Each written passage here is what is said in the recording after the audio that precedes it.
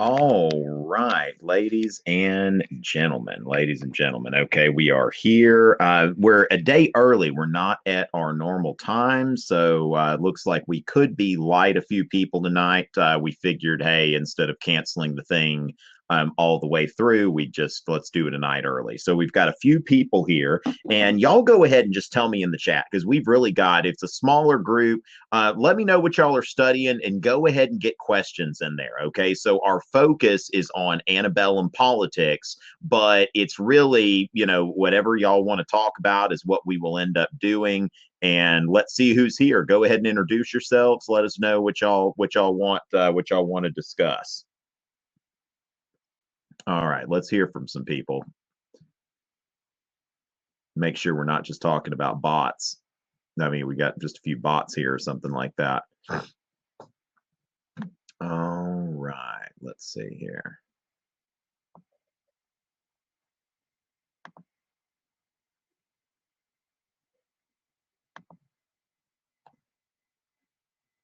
Okay.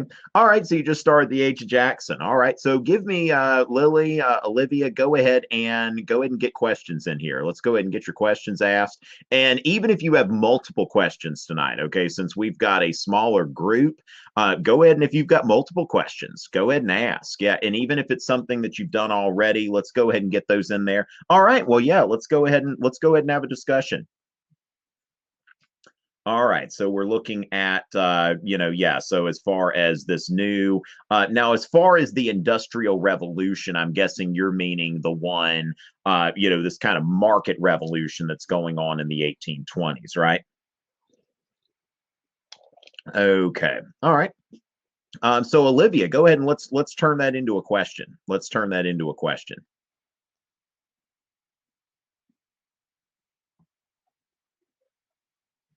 No questions from the audience yet. All right, we're up to 13 now, but still no questions. Come on, y'all. Come on, y'all. Let's get some questions in there. Y'all are here. Y'all came here for a reason. The ask a question thing is like right here. All right. Yes. Yes. Go ahead. It's right there. Just ask me a question. Ask me a question.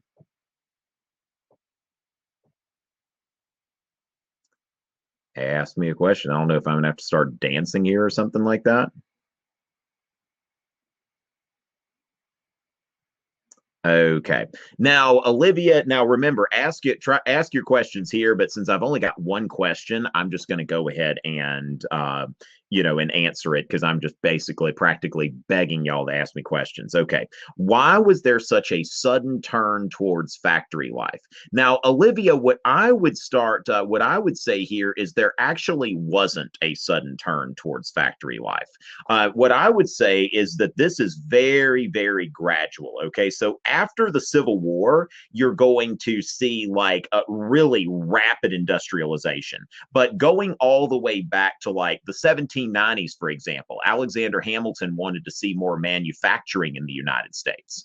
And so as far as that kind of stuff, that Hamilton's wanted to see more manufacturing because there's already manufacturing in Europe. So if we think about like the Industrial Revolution as far as globally, that it's beginning in Britain in about the 1760s. And so by the time Hamilton in the 1790s is saying, hey, we need to have more manufacturing in the United States, but it's not really catching on because remember, you go all the way back to this economy that's really based on the colonial economy, which was based on producing raw materials in the colonies and sending those like agricultural products, cash crops, of course, like lumber and some other things from New England, but sending mostly cash crops to Europe and then bringing back European goods. And so really the United States economy is based on in the 1790s agriculture and trade.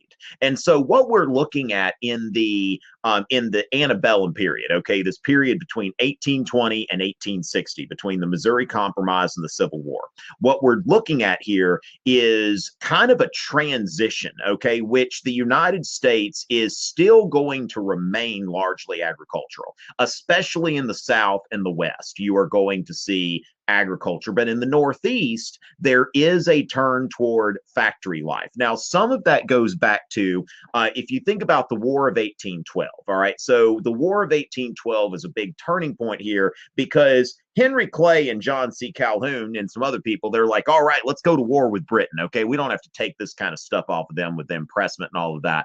And so they go to war. And although we win the Battle of New Orleans and we're like, woo, America, look, we won that battle, we got whipped before that. Okay, that when you look at the War of 1812 and you think like, wow, like the British came over and actually burned our capital. All right. And this is really a humiliating gesture. I mean, when you think about that, a foreign enemy was able to come into the United States and burn our capital, then that is that's a major thing there. If you want me to talk about the nullification crisis, I would love to. I'm actually thinking about putting a video out pretty soon on that. I've got slides ready and actually pulled up right now, just coincidentally. But ask me a question if you want me to talk about that. So the thing is that you really start to see, like, Henry Clay's American system. This is a creature of the War of 1812. And the point here is to try to build a manufacturing sector in the United States to make us less dependent on Europe. And so that's one of the things about why is manufacturing starting to appear in the United States in any kind of meaningful way. It's really part of it is about Henry Clay's American system, which was, I always say, NIP, okay? National Bank, internal improvements, protective tariff. So these were three things that Henry Clay was trying to create a national economy. So instead of trading with Europe, then we're going to have an internal trade within the United States, is what Henry Clay has in mind. Now, the thing is, what we've got to understand, though, and this is part of what you see leading up to the Civil War, is that our economy continues to be agricultural. Like the cotton gin is making it more of basically cash crop agriculture between 1820 and 1860 was more profitable than it had ever been. And so the backbone of the United States economy throughout this period is still the cash crop agriculture and trading with Europe. So the thing is that the tariff is never, at some points it's high and then it goes down. Okay. So it's like it goes up and then the South protest, it goes down. And the nullification crisis is about that. But throughout most of the antebellum period, the tariff remained pretty low. So remember that while you do have manufacturing in the Northeast, it's not something that's becoming like something that's defining the United States until after the Civil War. But before the Civil War, you have this tension between this growing manufacturing economy and this more established agricultural economy, and especially the cash crop agricultural economy of the South. All right. And so as far as that, how did America start developing a sense of democracy during Jackson's presidency? And ladies and gentlemen, remember, you can go in and you can, what you could do, you can go in and you can upvote questions. So if there's a question that you like, upvote it. And that way I know how many people want this question answered. So as far as this goes, Lily, a sense of democracy. Now, one of the things that we want to remember is that when the framers got together in Philadelphia and created our Constitution, they weren't trying to create a democracy. All right, that they created a government that they believed would be like a mixed government on Aristotle's model, and of course Montesquieu and the influence of the Enlightenment. If y'all haven't seen my new video on the American Enlightenment, come on and see that. I know at least one person in here has already seen my video of the American Enlightenment, but I want some other people to see it. So y'all go take a look at that. But the Enlightenment was certainly influential,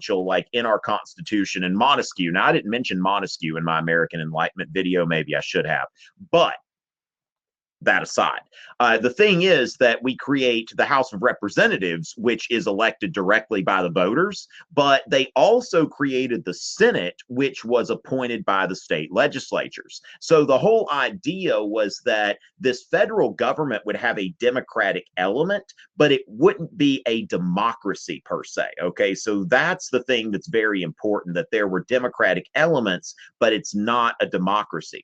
And so what's happening over time is by the time you get to the 1820s, that the idea of the of the common man being able to participate in government, even the unpropertied. So initially, when you look at the eastern states that were initially part of the United States, even though the House of Representatives was elected directly by the voters,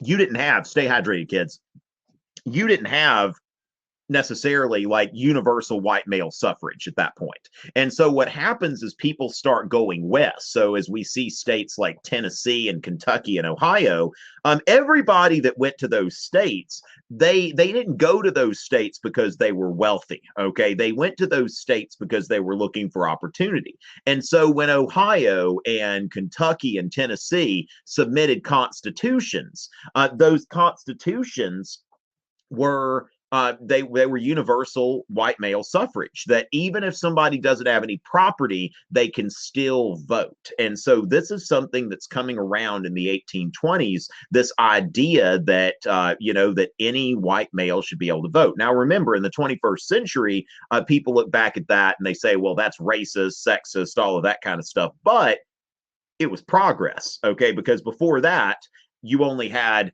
propertied males who could vote. And so it is going toward a more democratic society and laying the groundwork for changes that were going to be made later. All right. And remember, when we talk about the Industrial Revolution, this is something that we're seeing phases of this, okay, that you've got the real rise of American industry later. Now, the thing that I think is the most essential thing, Olivia, is steamboats. All right. Steamboat transportation is very, very key here, because with steamboats now, things can go upriver, downriver, no problem. You can get a lot more. So now, it's even more efficient. Like when you think about cities like Cincinnati, Ohio, that you can get something onto the Ohio River, it goes on to the Mississippi River, and bam, it's in New Orleans, it's ready for export. And so I would say that steamboats are the most important technology. Now, also remember the Gibbons versus Ogden Supreme Court case, which is a Commerce Clause case, where you've got Cornelius Vanderbilt, his steamboat company is going back and forth between New York and New Jersey. And of course, the state of New York's like, oh, we've got a monopoly for this other company. And John Marshall's like, Commerce Clause, interstate commerce. Next, please. Okay. And so now the other thing, I think that what's important here is that's another thing that we're seeing at this time is this idea, like it's like this anti-monopoly kind of thing, which is part of the reason that Jackson hated the bank so much, because for Jackson, the bank represented the national bank represented a privileged monopoly.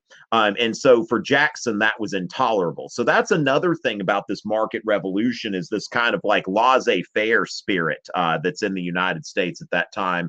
And also the idea of the self-made man. It's like Cornelius Vanderbilt was somebody who made a lot of money, but before that, I mean, he wasn't somebody who came from like a family of means or anything like that. So yeah, I would say steamboat transportation would be very important in terms of that. All right. So how did the second? Okay. Okay, Haruko, I have no idea what you mean by the benevolent empire, okay? But we have thought about some things. We talked about this before, but I'm glad to say it again because somebody's got a question. The Second Great Awakening is kind of like the catalyst. It's like the origin of the reform movements. That the Second Great Awakening is what kind of gets people in the mindset of like, hey, maybe we need to change some stuff to get our the way we do things more in line with God. Okay, so the First Great Awakening and the Second Great Awakening, they both have in common that both Great Awakenings have in common that there is emotional preaching. They're talking about hellfire and brimstone and all of that kind of stuff. But the difference between the First Great Awakening and the Second Great Awakening is that the First Great Awakening is much more influenced by Calvinism. And Calvinism, it's the idea that basically God's already decided whether you're going to heaven or to hell.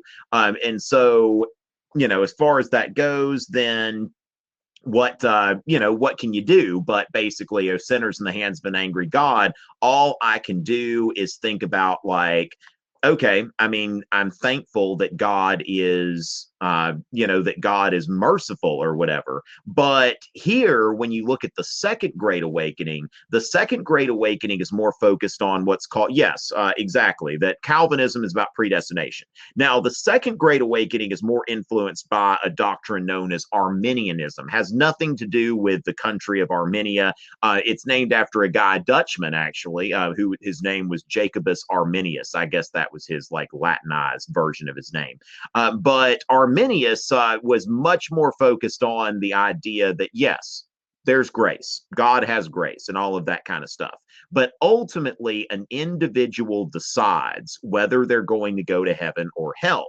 And they decide that through essentially their behavior. Okay. Like traditional Calvinism, even though they teach that, okay, you're supposed to, that if you are saved, all right, that if you are saved, then you will act like it, right? But at the same time, that God's already made up his mind. So here it's like, okay, you have a choice whether you're going to be good or evil, whether you're going to go to heaven and go to hell. But so now, what are you going to do about it? And if you think about like the reform movements, especially when you think about abolitionism, okay, like today we take it for a given. Slavery is bad. All right. Now, the thing is, though, that slavery at the time was what was driving the nation's economy. That, like, without slavery, and you can think of, oh, well, it just would have hurt the South. No, like the whole country would have been like, if slavery had been suddenly abolished. I mean, it's just like, okay, at that time, everybody's thinking doomsday scenario. And so the thing is, though, that if we think about it, like, hey, if you're thinking about, why am I concerned about my pocketbook if I'm going to hell? Like, what good does it do for me if I am living an evil life and I'm doing evil things? What does it profit a man, as Jesus said, to gain the whole world and lose his soul? All right. So the thing is that abolitionism goes directly back to the Second Great Awakening. And in fact, when you look at William Lloyd Garrison's newspaper, The Liberator, you see religious imagery. Like there's one of the mastheads of The Liberator. It looks like Jesus is about to like backhand this slaveholder, like just a pimp slap, if I may. That it's very much, William Lloyd Garrison is very much inspired by religion. Okay. Now, so as far as that rational abolitionism, he says these random things. Okay. Thank you. I don't know exactly what he's talking about there. But of course, there are different branches of the abolitionist movement. And really, though, abolitionism at the time, wasn't really a rational movement as much as a religious movement, that it was founded on morality, not what was best for, what was seen as best for the country and the country's economy at the time. And so, as far as that goes, very much inspired by religion. The temperance movement as well, inspired by religion, that we need more, we need to stop drinking alcohol, because when people drink alcohol, they hit their wives and bad things happen. And once again, that we need to stop things that are creating injustices. Okay. And so everything is kind of built on giving people the tools to improve themselves and their lives and live more virtuously. So you think about like, Horace Mann with public education and that sort of thing as well. But yeah, so think about the Second Great Awakening is really like the catalyst for all of this stuff that comes after.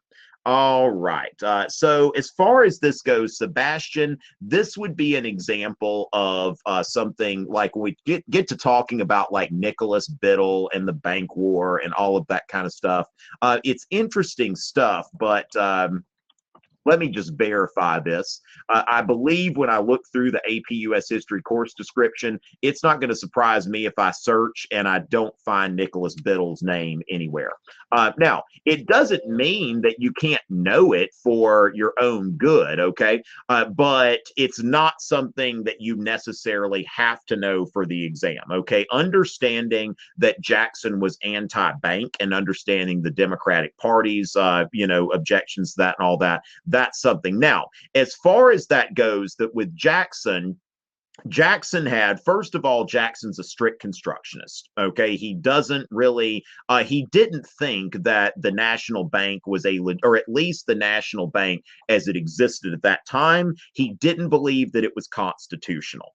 Now, also, he didn't like Nicholas Biddle personally. All right. And if I were to go back deeper into than that, I would not, I would have to like brush up on some things. Okay. So just so you know, I mean, that the whole thing, the personal thing between Nicholas Biddle and Andrew Jackson is really kind of a niche sort of thing that, you know, if you're interested in it, then by all means look into it. But for the purposes of a broadcast like this, not something that's strictly necessary for the exam.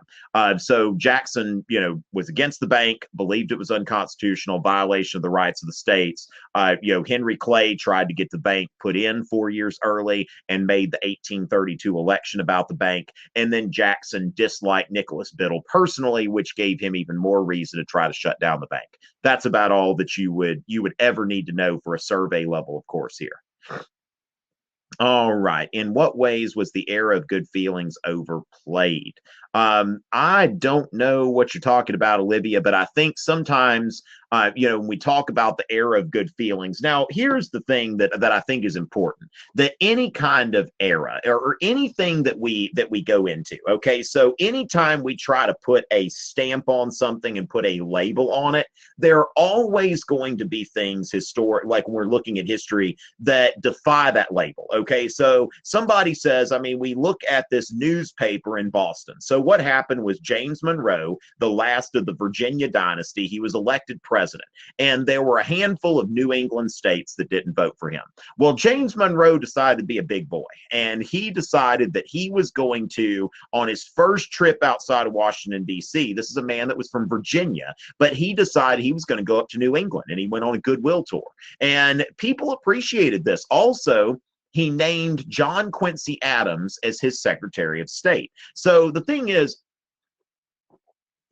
the two previous administrations, you'd had Thomas Jefferson names James Madison as Secretary of State. James Madison, a Virginian. Thomas Jefferson, a Virginian. So this whole Virginia dynasty thing, okay? So Jefferson, a Virginian, names Madison, a Virginian, as his Secretary of State. Madison, then a Virginian, when he becomes president, he names James Monroe, a Virginian, as his Secretary of State. And so it looks like one of the things from the Hartford Convention is they wanted a constitutional amendment like today, like in our Constitution, the president and vice president cannot be from the same state. That's in the Constitution. Now, what the Hartford Convention wanted at the end of the War of 1812, they wanted to say that two consecutive presidents can't be from the same state. And so they wanted something like that. But Monroe gets to be president. He goes to New England, okay, visits New England, and he names John Quincy Adams, a New Englander, as his Secretary of State. So what we see here is this era of good feeling, as the newspaper called it, is saying that, look, James Monroe is actually trying to create like something, he's trying to bring New England back into the fold, and he's giving a nod to New England in the sense that he's making them feel included. And they're like, you know what? And they voted to reelect him, all but like one guy from, I think, New Hampshire, if I'm not mistaken. And so New England appreciated that. So the era of good feelings it sticks because it is that time between the first party system and the second party system. But at the same time, if somebody tries to say, oh, the era of good feelings, it's you know, that's, oh, everybody was so happy. But then we've got the Missouri crisis and all of that kind of stuff. So certainly there was arguing going on there. It's kind of like when somebody like says something like the Civil War was about slavery or the Civil War was about states' rights, and they want to put like a single label on it. Well, when you look deep enough into it, you'll realize no matter which of those positions you're trying to take, that there's merit to both of those positions. There are a number of factors there. And so that's similar to the era of good feelings, that it's just, okay, it's a label, and no label is going to be able to be completely all inclusive. All right. Olivia, what are we talking about here? Okay, now this, I think I'm not sure exactly what we're talking about here with your question about women's rights.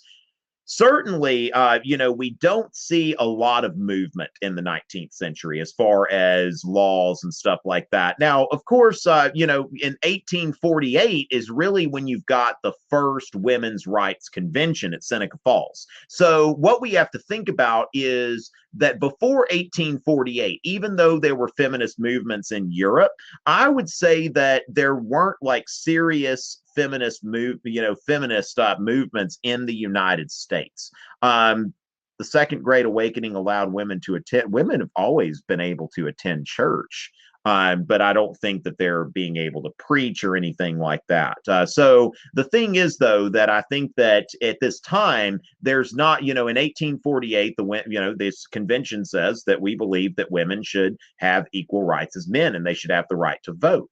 And the thing is, that doesn't end up happening until after World War One. And to put this in perspective, we really see, after the Civil War, that any man can vote and you can't discriminate in voting based on race, color, previous condition of servitude. So the right, at least on paper, the right of a black man to vote was recognized in our Constitution before the right of a woman to vote.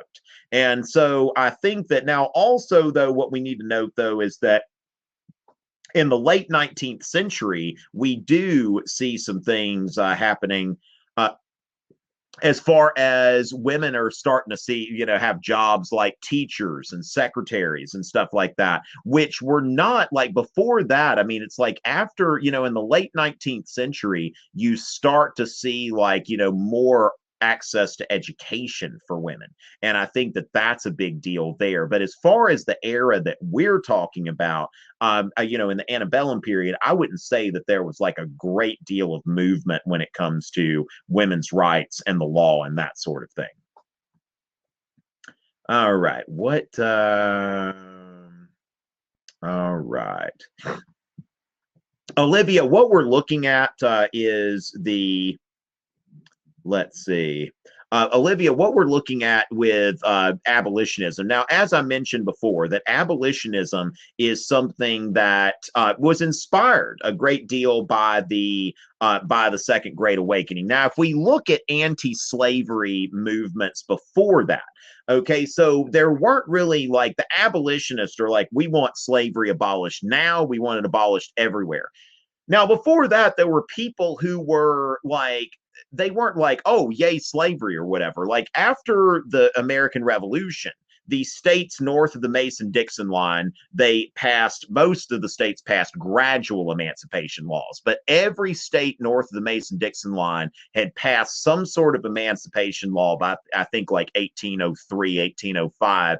I think New York and New Jersey were a little bit slower, but some of them it was like immediately after the revolution. But basically by like 1805 or so, like every state north of the Mason-Dixon line had at least begun a process of emancipating slaves. Now, keep in mind that by 1860 in the 1860 census, there were still slaves in New Jersey. So there were some of those states that the emancipation was very, very, very gradual. So, as far as that goes, the idea of slavery and republicanism are really at odds with each other. All right. So, first of all, you've got that. And then you have around 1816, I believe, is when they founded the American Colonization Society. Now, a lot of the people who were involved in the American Colonization Society, which was about raising money to transport free people of color back to Africa.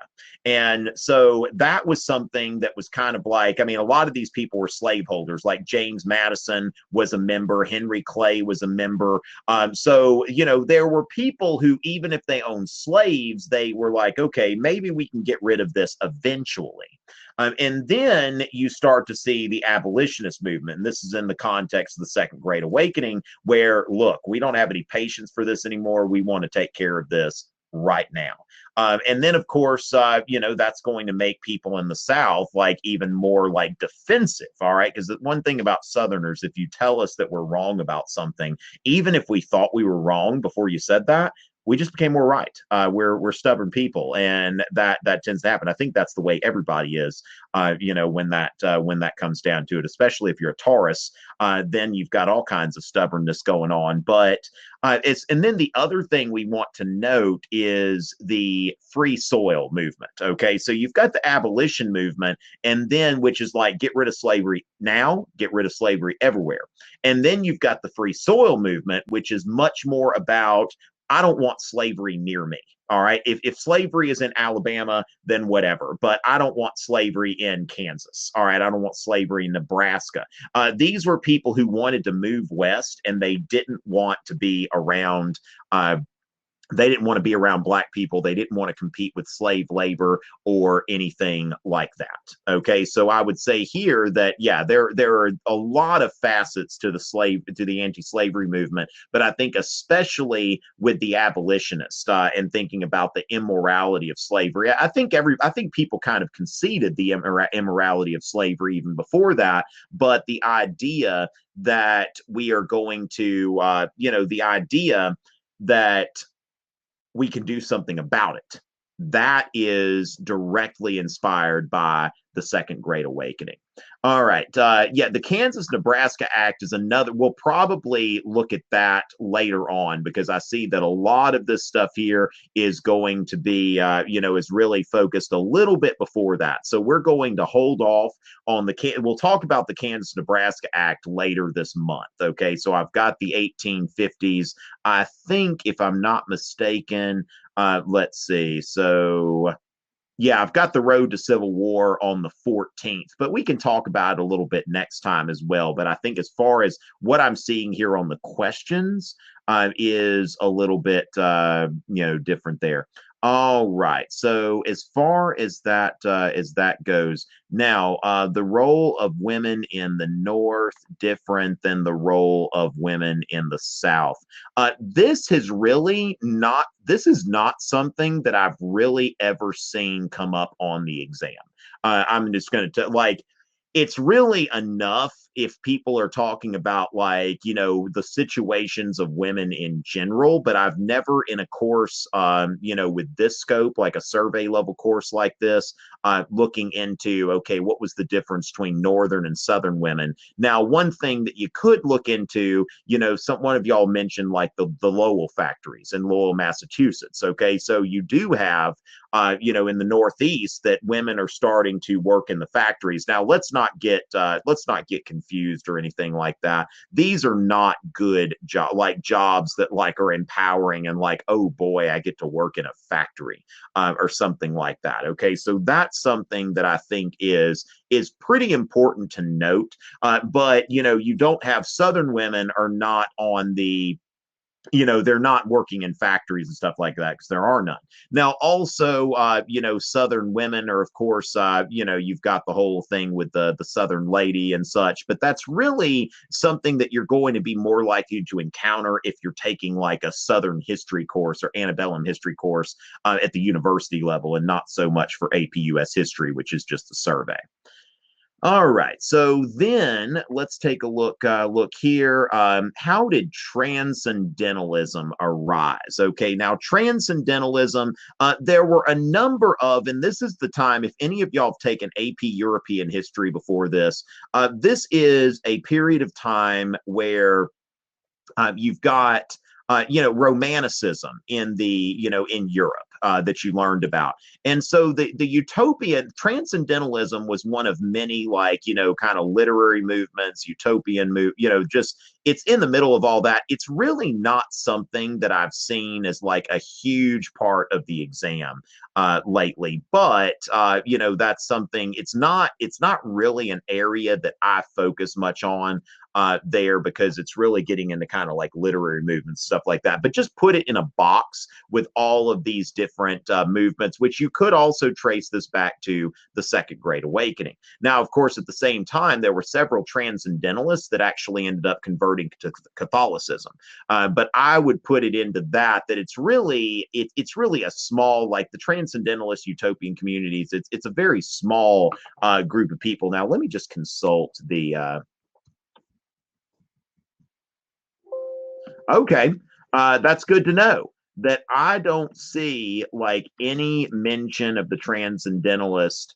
Um, but I do see, let's see, so the rise of democratic and individualistic beliefs, a response to rationalism, and changes in society caused by the market revolution, along with greater social and geographical mobility, contributed to the Second Great Awakening among Protestants that influenced moral and social reforms and inspired utopian and other religious movements. Okay. So the thing is, this is only like kind of, I mean, it's a very like small segment of the course description.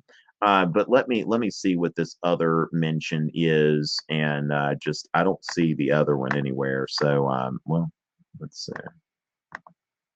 All right.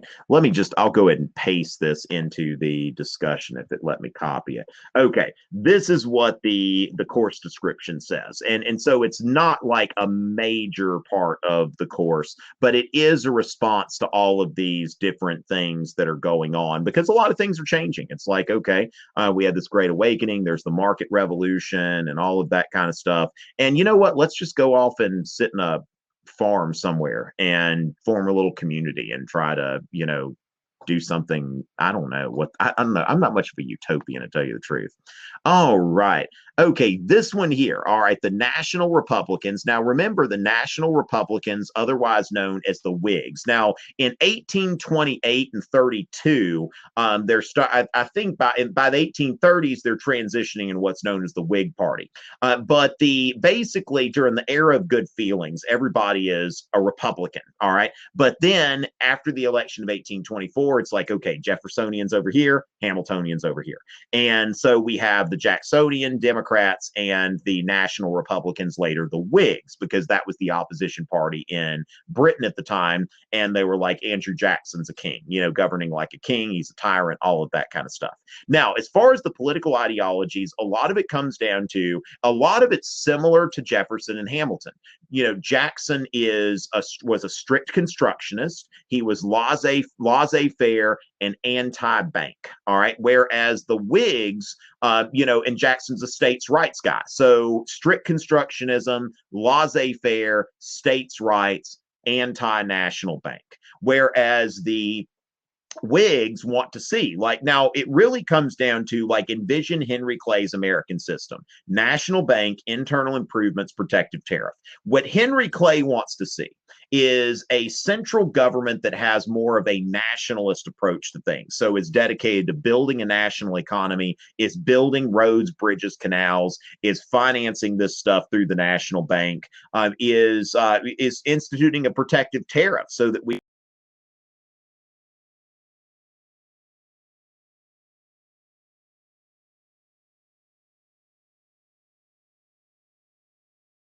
tariff, because a lot of these people are farmers. Like the Democratic Party was really in a lot of ways dominated. Exactly, the American system was dominated by the interest of cash crop agriculture. All right. And so as far as that goes, that's the biggest difference there, really goes down to the American system. And then remember the Jacksonians, much like the Jeffersonians, strict constructionist, states' rights, no national bank, and a laissez-faire economy.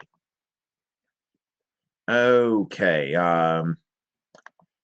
Yeah, now I would say definitely. Okay, and like I said, when you try to stamp something on the Civil War, like certainly there are causes that we're not just, oh, that had nothing to do with that. But yeah, the market revolution, okay, that this is starting some things all the way back to, if you think about like Thomas Jefferson, that Jefferson didn't trust banks. I mean, he wasn't a big fan. That like Jefferson believed in a nation of farmers. All right, and so Jefferson wanted to have, I mean, the Louisiana Purchase was supposed to ensure that we're going to remain a nation of farmers.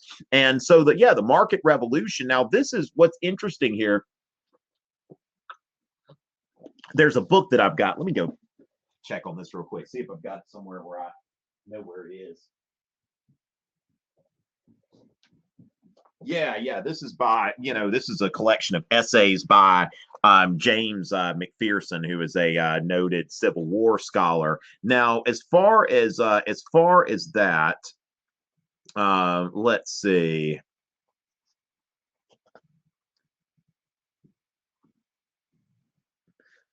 All right, let's see. I forget where this, wait, let's see. Is it okay, I don't know which essay it was. Yeah, actually there it is. Antebellum Southern Exceptionalism, a new look at an old question. What he's arguing in this article that he wrote is a lot of times we emphasize how the South was different. Okay, so in this essay, he's taking issue with this because it's always people are talking about the South as other, all right, that the South is different and that's what's causing the Civil War. But what he's arguing is it's really, if you look at the South in 1860, that it's not fundamentally different than the South was in 1800. And so, but you look at the North, and the North is much different than it was in 1800. So it was really like the South is fighting to, they're seceding and fighting to basically preserve what they already had. Like their economy was still an economy based on cash crops and trade, much like it had been in colonial times. So yes, I would say that the market revolution certainly had a disproportionate effect on the Northeast, and it did make make these economies, and these societies really fundamentally different. So yes, I would say that did, because of the changes that it's bringing into the North that it's not really bringing into the South. And so, was the U.S. trying to make utopias the nation? Okay, yeah. So good thing here. All right. So yes, good question. No, the United States was not trying to make a utopia out of the whole nation. All right. That really, now that's another thing that you had, like the temperance movement, for example. That gained some traction in the Whig Party, but especially local. Like the temperance movement in some cases, like Massachusetts passed the 15-gallon Act. All right. And so the 15-gallon Act said that like a saloon couldn't have any more than 15 gallons of liquor on hand at any one time. Well, what they were trying to do is they were trying to force the saloons to close at a certain time, because if they've only got 15 gallons on hand, then they're going to run out at some time in the night.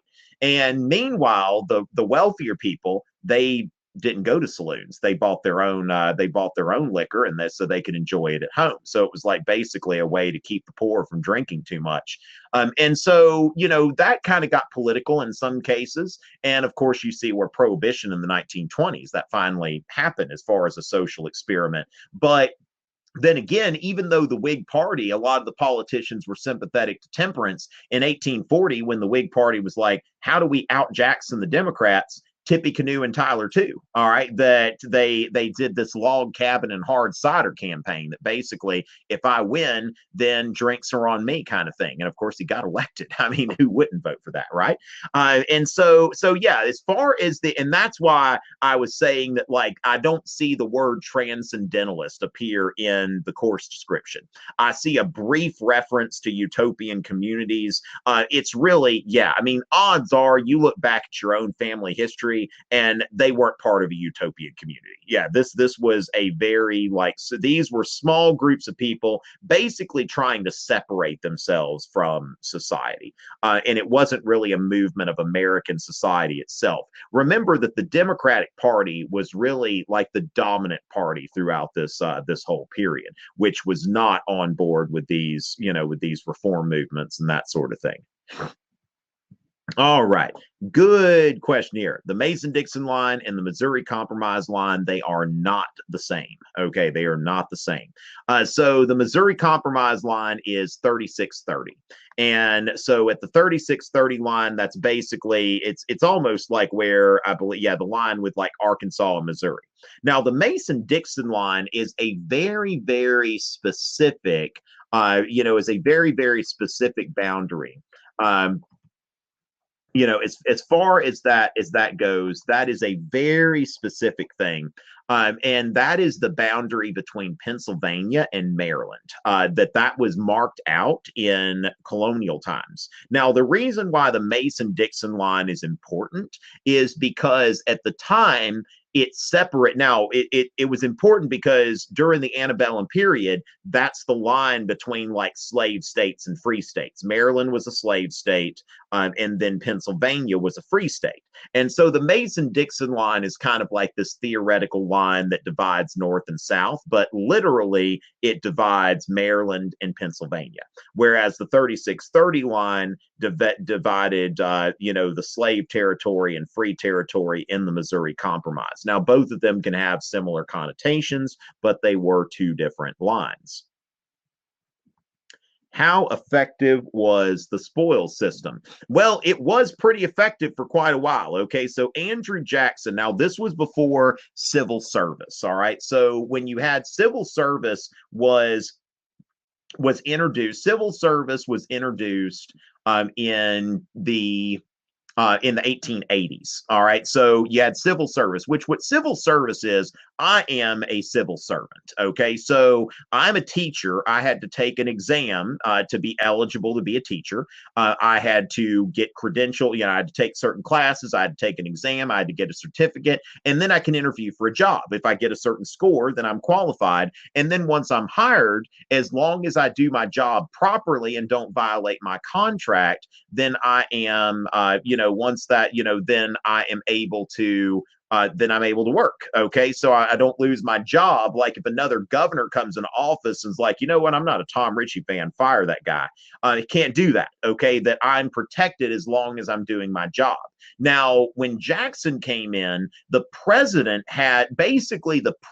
could hire and fire any federal employee, like down to the local postmaster. Okay. So like the postmaster of Clemson, South Carolina could be hired and fired by the president. Now, today, most federal employees, their jobs are protected by civil service. So no matter who goes in or out of office, most of the people in the government keep doing their thing. Now, the people at the very top are appointed positions. And so those people, the president can hire and fire at will. But between the time when Jackson came in and was just like, you know what, I'm getting rid of all of these federal employees and I'm replacing them with my own people, that's basically what kept happening throughout most of the time. And it got really, really bad, the whole practice of political patronage, because it's like when somebody got elected, then everybody's like, look, if I helped you get elected, then you need to give me a federal job. And so that was between like the late 1820s and the 1880s when the Pendleton Act was passed. So yes, it was effective for a very, very long time. By effective, I don't mean that it was right, but, now Jackson felt like, he had an interesting take on it. When he was defending it, he said, a federal job shouldn't be like a career.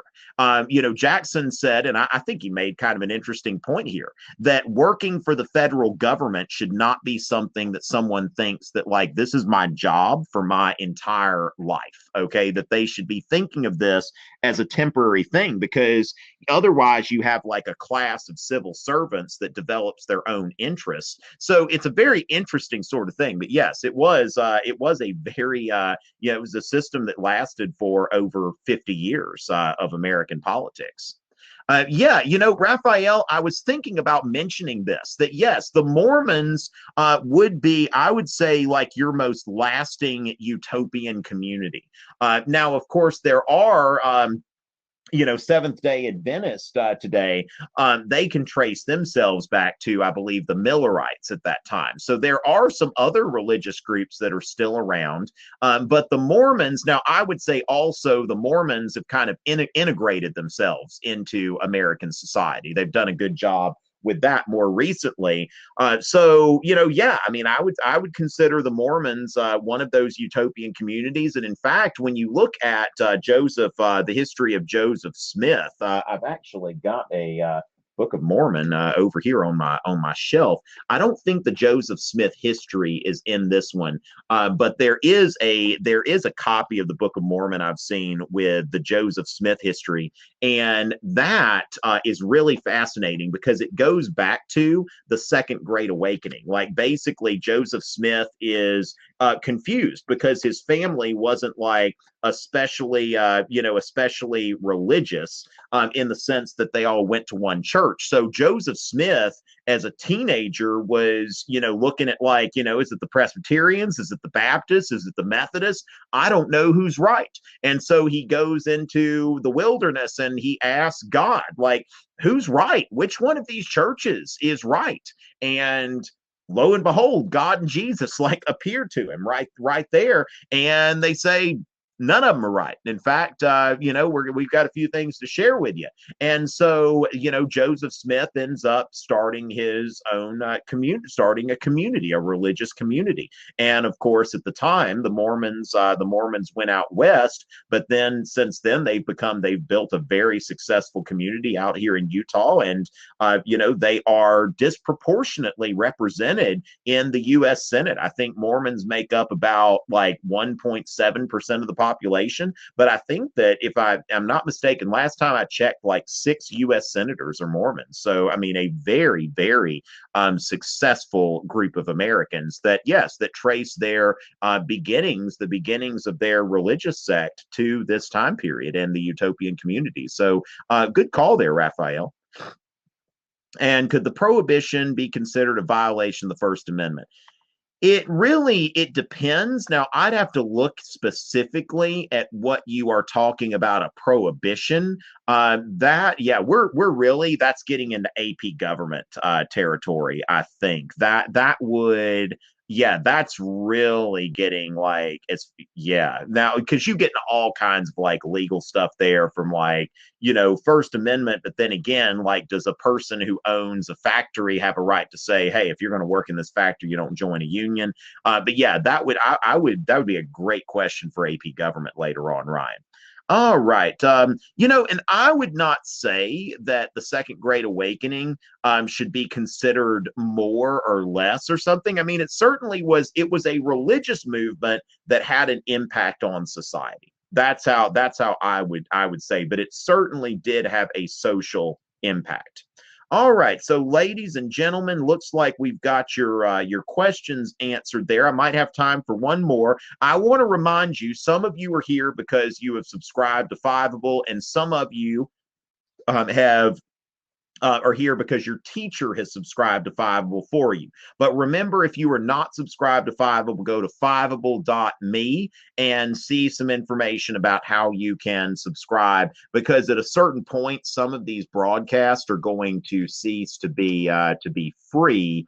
And that's going to, you want to make sure you can still get in on these things. And I think right now it's pretty cheap. I'm trying to get there right now.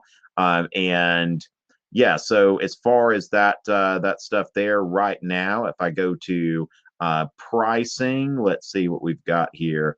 Well, it's not, I don't see anything there on the pricing thing. So, all right. Well, it looks like they're still trying to get some stuff together. So for right now, this will probably be all fine and good, but make sure to take a look at fiveable.me for some things there. I'd say there certainly was certain, now look at my video. I've got a video that I put out during the summer titled Aristocratic and Democratic Republics. And that's really going into like what's going on with the United States in the antebellum period. So definitely take a look at that video.